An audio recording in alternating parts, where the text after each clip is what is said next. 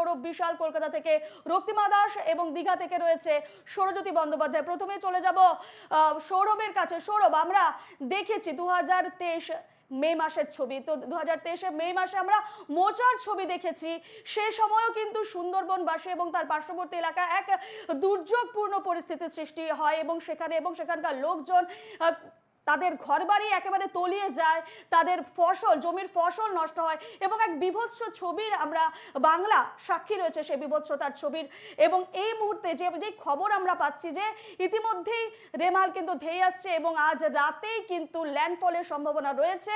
এবং সেখানকার সুন্দরবনবাসী কতটা চিন্তিত এবং সেখানকার ছবিটা কি এই মুহূর্তে, প্রশাসন কি ধরনের ব্যবস্থা নিয়েছে, সৌরভ তোমার কাছ থেকে জানতে চাইবো।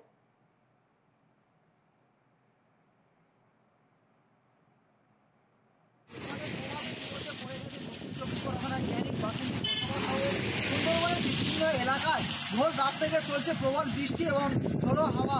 এছাড়াও বিগত বছরে আমরা দেখেছি আয়লা আমফান গ্যাস থেকে প্রচুর ক্ষতির মুখে সম্মুখীন হতে হয়েছিল সুন্দরবনবাসী। এবং বিশেষ করে নদীবাঁধ, সুন্দরবন মানে নদীবাঁধ, যেসব নদীবাঁধের ভাঙনের আশঙ্কা রয়েছে সেই সব নদীবাঁধে প্রশাসনের তরফ থেকে বিশেষ করে প্রশাসন রয়েছে যাতে দ্রুত তারা আয়লা সেন্টারে চলে আসে এবং গবাদি পশু সাথে করে নিয়ে চলে আসে আয়লা সেন্টারে। এছাড়াও মাইকিং প্রশাসনকে উদ্দেশ্যে মৎস্যজীবীরা যারা চলে গেছে ইতিমধ্যে নদীর মাঝে মাছ ধরতে, তাদেরকে ফিরিয়ে আনার জন্য বাড়ির পরিবারের লোকের সাথে কথা বলছে প্রশাসন, যাতে ফোন করে দ্রুত তাদেরকে ফিরিয়ে আনা যায়। এছাড়াও আগামী 27 তারিখ পর্যন্ত যাতে মৎস্যজীবীরা না নদীতে না যেতে চায় তার জন্য প্রশাসনের তরফ থেকে জানানো হয়েছে যাতে না তারা নদীতে নামে। এছাড়াও প্রশাসনের তরফ থেকে আরেকটি বিষয় নেওয়া হয়েছে যে খেয়া নদী, সুন্দরবন হচ্ছে নদীমাতৃক এলাকা, খেয়া চলাচল, সেই খেয়া চলাচল খুব জরুরি না হওয়ার কারণে এই খেয়া জল বন্ধ থাকবে। জরুরি অবস্থায় এই খেয়া চলাচল চালু হবে এমনটাই প্রশাসনের তরফ থেকে জানিয়েছে। এছাড়াও এনডিআরএফের একটি টিম বসবা রাঙাবাড়িয়ায় চলে এসেছে যাতে কোনো জায়গায় সমস্যায় পড়লে দ্রুত সেই এনডিআরএফ টিমকে কাজে লাগানো যাতে পারে। এছাড়াও বাসন্তী, গোসবা, ক্যানিং প্রতিটা ব্লকে কন্ট্রোল রুম খোলা হয়েছে যাতে কোনো সমস্যায় পড়লে সুন্দরবনবাসী তাদের সেই কন্ট্রোল রুম নাম্বারে ফোন করুক এবং সেই কন্ট্রোল রুম থেকে লোক দ্রুত যাবে, গিয়ে পরিষেবা দেবে, এমনটাই প্রশাসনের তরফ থেকে জানানো হয়েছে। এছাড়াও শুকনো খাবারের ব্যবস্থা রাখা হয়েছে যাতে কোনো সমস্যা নদীবাঁধ ভাঙন হলে এবং দ্রুত তাদেরকে যাতে এনে খাওয়াটা মানে দিতে পারে দ্রুত। বেশ সৌরভ, তুমি আমাদের সঙ্গেই থাকো। শুধু সুন্দরবন নয়, সুন্দরবনের পাশাপাশি হাওড়া, হুগলি, পূর্ব পশ্চিম মেদিনীপুরেও কিন্তু বৃষ্টির সম্ভাবনা রয়েছে এবং যেমনটা খবর আসছে যে কলকাতাতে 90 কিলোমিটার বেগে ঝড় বইতে পারে, এমনটাও কিন্তু আবহাওয়া সূত্রে খবর। সেক্ষেত্রে রক্তিমার কাছে জানতে চাইবো, রক্তিমার সকালের কি ছবি এবং ঝোড়ো হাওয়া, ঝোড়ো বৃষ্টিরও সম্ভাবনা রয়েছে কলকাতায়, বর্তমান সেখানের ছবিটা কি?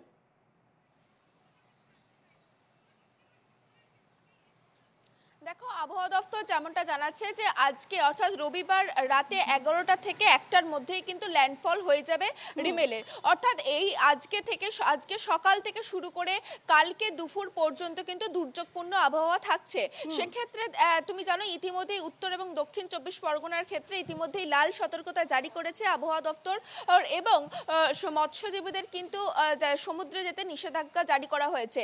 দেখো, ইতিমধ্যে যেটা জানা যাচ্ছে এখনই কিন্তু আজকে সকালে এই নিম্নচাপ, অতি গভীর নিম্নচাপ কিন্তু ঘূর্ণিঝড়ে পরিণত হয়েছে এবং আজকে দুপুরের মধ্যে অতি শক্তিশালী ঘূর্ণিঝড়ে কিন্তু পরিণত হবে। এবং সেক্ষেত্রে দেখো, তোমাকে জানিয়ে রাখি যে দুর্যোগপূর্ণ আবহাওয়া রয়েছে, তার জন্য প্রশাসনের তরফে সতর্কতা জারি করা হয়েছে। যেমন রাজ্য প্রশাসনের তরফে, একই সঙ্গে কিন্তু কলকাতা পুরসভার তরফে সতর্কতামূলক একাধিক পদক্ষেপ নেওয়া হচ্ছে। সেক্ষেত্রে তুমি যেমনটা বললে, সেক্ষেত্রে যেমনটা জানা যাচ্ছে যে আগামীকাল কলকাতার ওপর থেকে কিন্তু 70 থেকে 90 কিলোমিটার গতিবেগে ঝোড়ো হাওয়া বয়ে যেতে পারে বৃষ্টির সঙ্গে। ফলত এই সময় ভারী বৃষ্টির সতর্কতা রয়েছে কলকাতা, উত্তর 24 পরগনা এবং দক্ষিণ 24 পরগনা সহ কলকাতার পার্শ্ববর্তী জেলাগুলিতে। সেক্ষেত্রে অতিরিক্ত তোমাকে জানিয়ে রাখি, কলকাতা পুরসভার তরফে 350টি পাম্প রেডি রাখা হচ্ছে। এছাড়া 20 থেকে 25টি অতিরিক্ত পাম্প রেডি রাখা হচ্ছে। অন্যদিকে কলকাতা পুরসভার তরফে কিন্তু 186টি পোর্টেবল পাম্পও বসানো হচ্ছে যাতে বৃষ্টিতে জল জমলে যাতে দ্রুত জল বের করে দেওয়া যায়। কারণ কলকাতা পুরসভার কাছে যে সমস্যাটা হয়ে দাঁড়িয়েছে যে বৃষ্টি চলাকালীন যখন জোয়ারের সময়, সেই সময় কিন্তু কলকাতা পুরসভার লক গেটগুলি বন্ধ রাখতে হবে যাতে নদীর জল শহরে না ঢুকে পড়ে বিপত্তি বাড়ায়। ফলত সেই সময় যদি বৃষ্টির গতিবেগ অনেক বেশি থাকে তাহলে কিন্তু শহরের একাধিক জায়গায় জল জমবে। সেই জল যাতে দ্রুত বের করে দেওয়া যায় তার জন্যই কিন্তু এই ব্যবস্থা করা হচ্ছে গোটা শহর জুড়ে। একেবারে রক্তিমা, তুমিও আমাদের সঙ্গে থাকো। এই মুহূর্তে চলে যাবো দীঘায়। দীঘায় রয়েছে আমাদের প্রতিনিধি সৌরজ্যোতি বন্দ্যোপাধ্যায়। সৌরজ্যোতি, এর আগে বাংলা দেখেছে আইলা আমফানের ছবি, আমরা জানি কি কি ধরনের এক ছবি আমরা বাংলাবাসী দেখেছি, এবং এরপর এবার যে রেমালের চোখ রাঙানি এবং ইতিমধ্যেই শুরু হয়ে গেছে, এবং যেমনটা জানা যাচ্ছে ঝড়ের সর্বোচ্চ গতিবেগ হতে পারে ঘন্টায় 135 কিলোমিটার, এবং তীব্র ঘূর্ণিঝড় হয়ে ধেয়ে আসছে রেমাল। দীঘার কি ছবি, যেমনটাই মাইকিংও করা হয়েছে দীঘায়, প্রশাসনের তরফ থেকে কি ব্যবস্থা নেওয়া হয়েছে?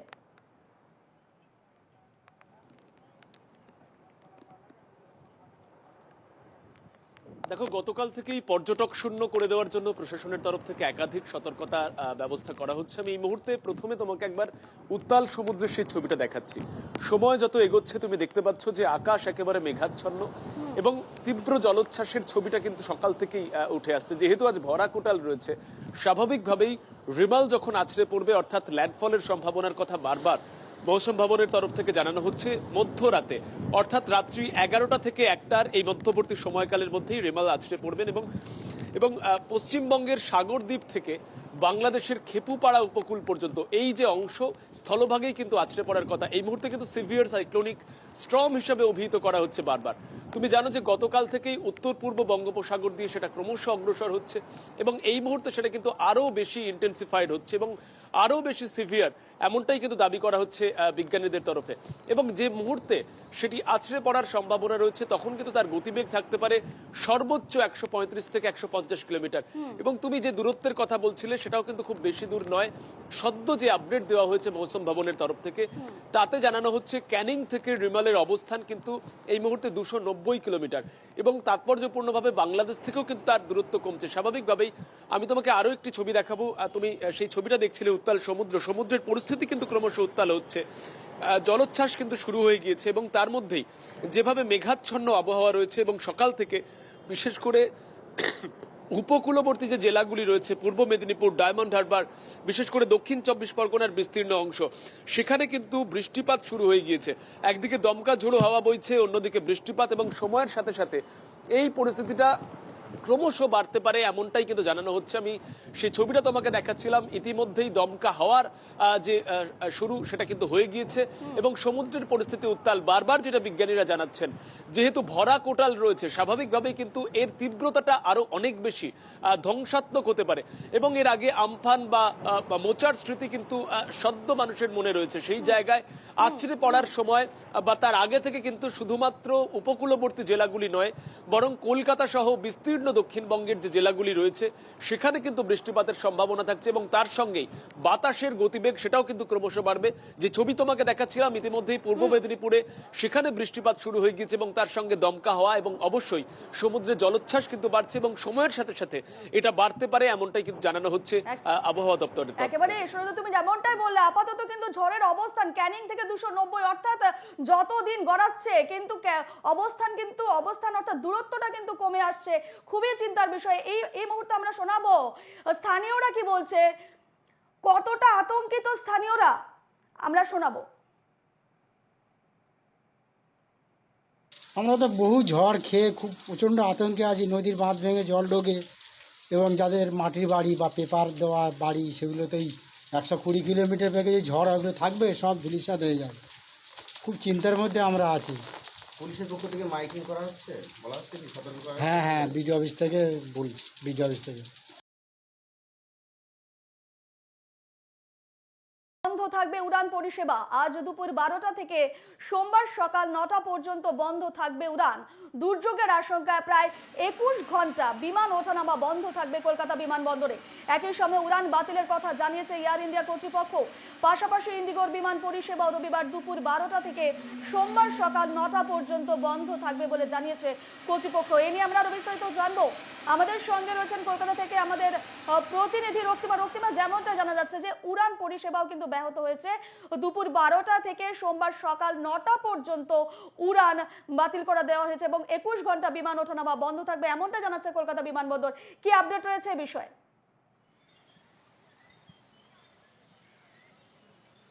দেখো, গতকাল রাতে কিন্তু বিমানবন্দরের কর্তৃপক্ষের তরফে কিন্তু বিজ্ঞপ্তি জারি করে জানিয়ে দেওয়া হয়েছে যে প্রায় 21 ঘন্টা বিমান চলাচল বন্ধ থাকছে এবং দেখো, আমফানের সময় যে ক্ষয়ক্ষতি হয়েছিল সেই কথা মাথায় রেখেই কিন্তু এই সিদ্ধান্ত। সেই সময় কিন্তু দেখা গিয়েছিল যে রানওয়েতে একের পর এক গাড়ি দাঁড়িয়ে গিয়েছিল, ফলত সে কথা মাথায় রেখেই কিন্তু এই বিমান চলাচল বন্ধ রাখা হচ্ছে সম্পূর্ণভাবে। এবং একই সঙ্গে দেখো, শুধু বিমানের ক্ষেত্রেও নয়, পূর্ব রেলের ক্ষেত্রে কিন্তু ইতিমধ্যে বিজ্ঞপ্তি জারি করে জানিয়ে দেওয়া হয়েছে আজকে থেকে শুরু করে আগামীকাল অর্থাৎ সোমবার পর্যন্ত একাধিক লোকাল ট্রেন বাতিল থাকছে, বেশ কিছু দূরপাল্লার ট্রেনও বাতিল করা হয়েছে। এবং উভয়ের ক্ষেত্রেই কিন্তু যেটা জানানো হয়েছে যে সোমবারের পর দুপুরের পর কিরকম পরিস্থিতি থাকে সেই অনুযায়ী পরবর্তী পদক্ষেপের কথা তারা ঘোষণা করবে। অর্থাৎ আগামীকাল দুপুরের পরই যে ট্রেন চলাচল বা বিমান চলাচল স্বাভাবিক হয়ে যাচ্ছে এমনটা কিন্তু নয়। সেক্ষেত্রে ঝড় আসার পর তার পরবর্তী পরিস্থিতি কি থাকে কলকাতায় সেই অনুযায়ী থাকো। এই মুহূর্তে আমরা চলে যাব দীঘায়। দীঘায় এই মুহূর্তে মাইকিং করা হচ্ছে ঘূর্ণিঝড় রেমাল নিয়ে, আমরা শোনাবো।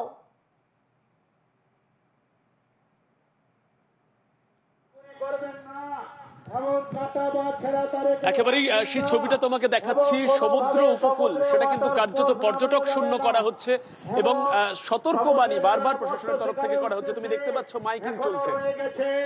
আপনারা অতি শীঘ্র ফিরে আসুন। আপনাদের কাছে প্রশাসনের তরফ থেকে বিনম্র আবেদন, সমুদ্রের জলে কেউ নামবেন না, সমুদ্রের পাশে কেউ ঘোরাঘুরি করবেন না।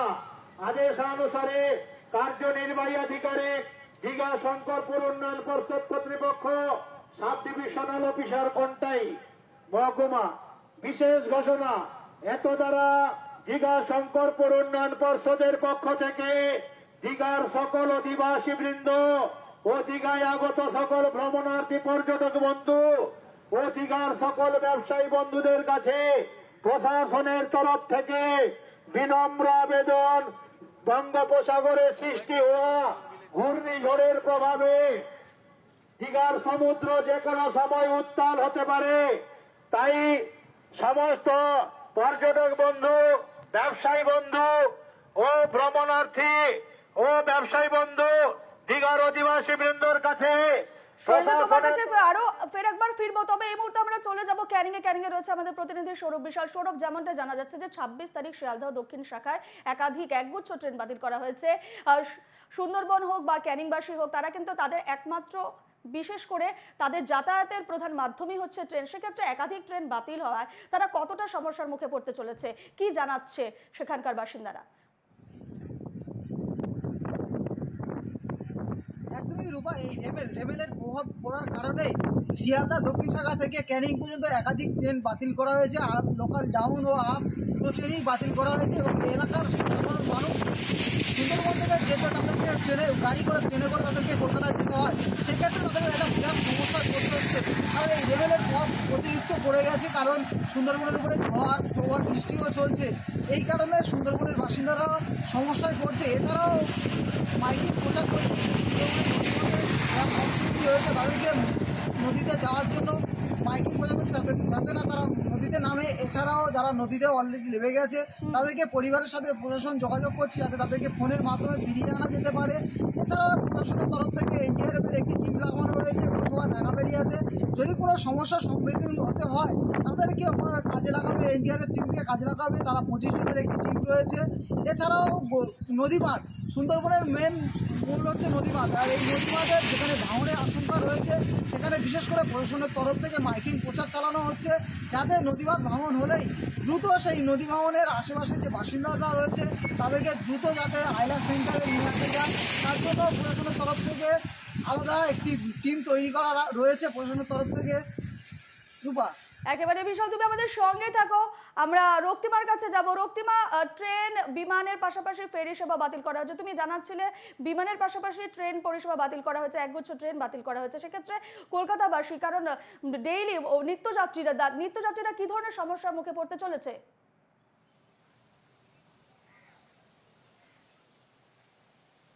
দেখো, মূলত দুর্যোগের কথা মাথায় রেখেই কিন্তু এই সিদ্ধান্ত নেওয়া হয়েছে। আবহাওয়া দপ্তর কিন্তু স্পষ্ট জানিয়ে দিয়েছে যে আজকে অর্থাৎ রবিবারের দুপুরের পর থেকে কিন্তু পরিস্থিতি আরও অবনতি হতে থাকবে। ফলত যাত্রী সাধারণের যাতে কোনো রকম সমস্যা না হয় সে কথা মাথায় রেখেই পূর্ব রেলের এই সিদ্ধান্ত এবং একই সঙ্গে বিমানবন্দর কর্তৃপক্ষ কিন্তু এই সিদ্ধান্ত নিয়েছে, যেমনটা জানা যাচ্ছে। সেক্ষেত্রে দেখো, আবহাওয়া দপ্তরের তরফেও জনসাধারণের জন্য কিন্তু একেবারে নির্দেশিকা জারি করেছে যে আজকে দুপুরের পর থেকে কালকে দুপুর পর্যন্ত যাতে কোনো প্রয়োজন ছাড়া মানুষ বাইরে না বেরোয় এবং যারা কাঁচা বাড়িতে আছে তারা যাতে পাকা বাড়িতে উঠে যান বা পাকা বাড়ি বা কোনো হল এই সমস্ত জায়গায় গিয়ে যাতে আশ্রয় নেয়। কারণ যে গতিবেগ থাকবে ঝড়ের সময়, সেক্ষেত্রে কাঁচা বাড়ি বা রাস্তায় থাকাকালীন কোনো দুর্যোগের মুখে পড়তে হতে পারে, এমনটা কিন্তু আশঙ্কা করা যাচ্ছে। কারণ দেখো, ইতিমধ্যেই যেটা আবহাওয়া দপ্তর একেবারে স্পষ্ট করেছে যে আজকে অর্থাৎ তুমি জানো যে রবিবার 11টা থেকে তোমাকে যেমন বলছিলাম রাত 1টার মধ্যে যে ল্যান্ডফল হবে, সেক্ষেত্রে সাগরদিঘি এবং বাংলাদেশের খেপুপাড়ার এই জায়গার কিন্তু ল্যান্ডফল হবে। সেক্ষেত্রে সবচেয়ে বেশি এফেক্টেড হবে সুন্দরবন এবং মেদিনীপুর এই লাগোয়া এলাকাগুলি, এবং একই সঙ্গে ভারী বৃষ্টির সতর্কতা রয়েছে কলকাতা, উত্তর 24 পরগনা, দক্ষিণ 24 পরগনা সহ পার্শ্ববর্তী যত জেলাগুলি রয়েছে, বীরভূম, বাঁকুড়া, সমস্ত জেলায় কিন্তু ভারী থেকে অতি ভারী বৃষ্টির সতর্কতা থাকছে। ফলত এই সময় বজ্রঘাতে যাতে কোনো রকমের বিপত্তি না ঘটে সে কথা মাথায় রেখেই কিন্তু রেল এবং বিমানবন্দর কর্তৃপক্ষের এই সিদ্ধান্ত, এমনটাই জানা যাচ্ছে। এবং দেখো, সেক্ষেত্রে তোমাকে জানিয়ে রাখি, ইতিমধ্যেই সমস্ত আশেপাশের যে এরিয়াগুলি রয়েছে, মূলত তুমি যেমনটা শোনাচ্ছিলে যারা সমুদ্রে চলে যাব দীঘায় ক্রমশ উত্তাল হচ্ছে সমুদ্র। যে ছবি এর আগেও দেখিয়েছে সৌরজ্যোতি এই মুহূর্তে জলোচ্ছ্বাসের ছবি সমুদ্রের।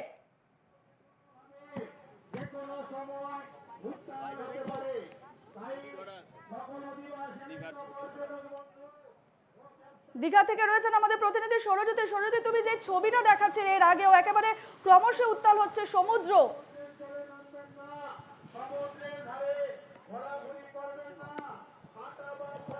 পাচ্ছি আমাদের প্রতিনিধি রয়েছে দীঘায় সৌরজ্যোতি, তুমি রয়েছে এবং কিছুক্ষণ আগে যেমনটাই যে ছবি দেখাচ্ছিলে একেবারে জলোচ্ছ্বাসের ছবি বাড়ছে। এই মুহূর্তে জলোচ্ছ্বাস ক্রমশ বাড়ছে। তুমি জানো, আজ যেহেতু ভরা কোটাল রয়েছে, স্বাভাবিকভাবেই আজ যেহেতু ভরা কোটাল রয়েছে এবং রিমালের অবস্থান সেটা কিন্তু ক্রমশ এগিয়ে আসছে। সেই কারণে তুমি দেখতে পাচ্ছ যে সমুদ্রের পরিস্থিতি সেটা কিন্তু ক্রমশ উত্তাল হচ্ছে, ঢেউয়ের তীব্রতা বাড়ছে এবং যে প্রকার জলোচ্ছ্বাস কিছুক্ষণ আগে পর্যন্ত ছিল, এই মুহূর্তে কিন্তু ধীরে ধীরে এই সমুদ্রের চরিত্র বদল হওয়া শুরু হয়েছে। তুমি দেখতে পাচ্ছ যে ক্রমশ বড় বড় ঢেউ আছড়ে পড়ছে একেবারে সমুদ্র উপকূলে। সেই ছবিটা দেখাচ্ছেন আমার চিত্র সাংবাদিক ইন্দ্রনীল। আমি আরো একটি ছবি তোমাকে আরো একবার দেখাই। তুমি দেখতে পাচ্ছিলে যে পর্যটকরা যারা ছিলেন দীঘাতে সমুদ্র উপকূলে, তাদের কিন্তু ধীরে ধীরে এখান থেকে সরিয়ে দেওয়া হচ্ছে। তার কারণ বিমানের গতিবেগের বিষয়বস্তুটা ক্রমশ বাড়তে পারে এবং রাত্রিকালীন ল্যান্ডফলের অনেক আগে থেকেই তীব্র বৃষ্টি এবং তীব্র ঝড় এবং একই সঙ্গে সমুদ্রের পরিস্থিতি ক্রমশ উত্তাল থাকবার সম্ভাবনার কথা জানানো হচ্ছে। সেই কারণে পর্যটকরা যারা এই মুহূর্তে দীঘা উপকূলে রয়েছেন তাদেরকে নিরাপদ জায়গায় সরিয়ে দেওয়া হচ্ছে এবং কেউ যাতে এই উত্তাল সমুদ্রের পরিস্থিতিতে সমুদ্রে না নামেন সেই বিষয়টিও দাবি করা হচ্ছে। পাশাপাশি আমি আরো একটি ছবি দেখাবো। ডিএসডিএ অর্থাৎ দীঘা শঙ্করপুর ডেভেলপমেন্ট অথরিটি, তাদের যে গ্রিন গার্ডস, তারা এই মুহূর্তে একেবারে সমুদ্র তটের পাশেই ঘোরাফেরা করছেন, যাতে কোনো রকম প্রতিকূল পরিস্থিতির মুখে কোনো পর্যটক পড়লে তারা সেখান থেকে তাদের নিরাপদে সরিয়ে দিতে পারেন। স্বাভাবিকভাবেই রাত্রি 11টা থেকে 1টার মধ্যে ল্যান্ডফলের কথা থাকলেও কিন্তু কার্যত এখন থেকেই অতিরিক্ত সতর্কতা প্রশাসনের। এবং তুমি দেখছিলে ক্রমশ পূর্ব মেদিনীপুরের সমুদ্র উপকূলগুলি যেভাবে অশান্ত হচ্ছে, ক্রমশ ঢেউয়ের তীব্রতা বাড়ছে, ক্রমশ উত্তাল পরিস্থিতি হচ্ছে, সেই জায়গা থেকে কিন্তু সতর্কতামূলক ব্যবস্থা নেওয়া শুরু হয়ে গিয়েছে। এমনটা কিন্তু বলাই যায়। ইতিমধ্যে চোখ রাঙানি শুরু হয়ে গেছে রেমালের। ধন্যবাদ জানাচ্ছি তিনজনকে। ক্যানিং থেকে রয়েছে সৌরভ বিশাল এবং কলকাতা থেকে রক্তিমা এবং দীঘায় রয়েছে আমাদের প্রতিনিধি সৌরজ্যোতি। আপাতত তোমাদের ধন্যবাদ জানাচ্ছি।